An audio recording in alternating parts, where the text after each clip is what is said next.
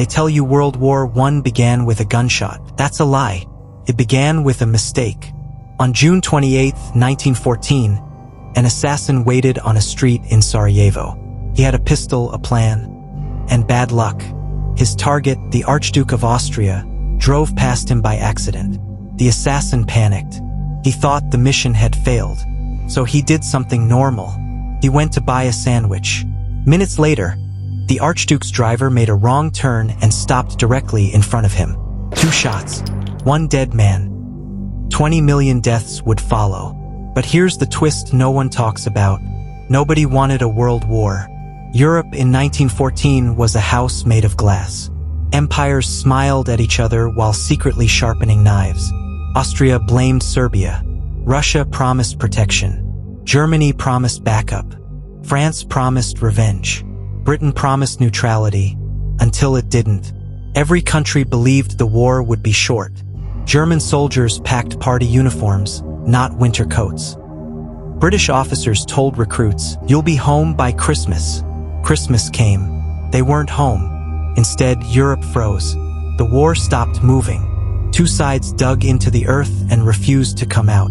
Trenches stretched for hundreds of miles. Between them lay no man's land, a place where time stopped and hope died quietly. Days passed in silence.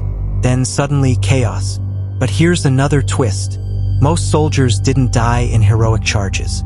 They died waiting for orders, waiting for food, waiting for a letter that never arrived, waiting while history forgot their names.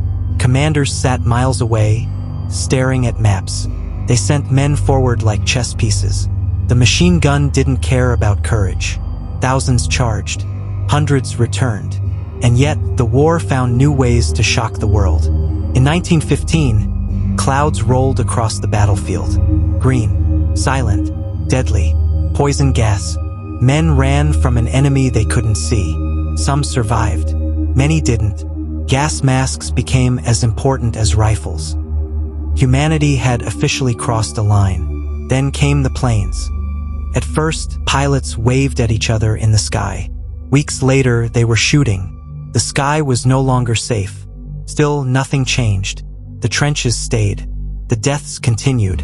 Until 1917. That year broke the balance. Russia collapsed from the inside. Hungry, angry, exhausted. A revolution replaced an empire. Germany thought it had won. That's when the final twist arrived. From across the ocean, the United States entered the war. Fresh troops, fresh supplies, fresh hope. The war that was supposed to end in months had lasted 4 years. By 1918, soldiers weren't fighting for victory anymore. They were fighting to survive one more day. Then quietly it ended. No grand final battle. Just silence. The guns stopped. The world looked around and realized what it had done. Empires vanished.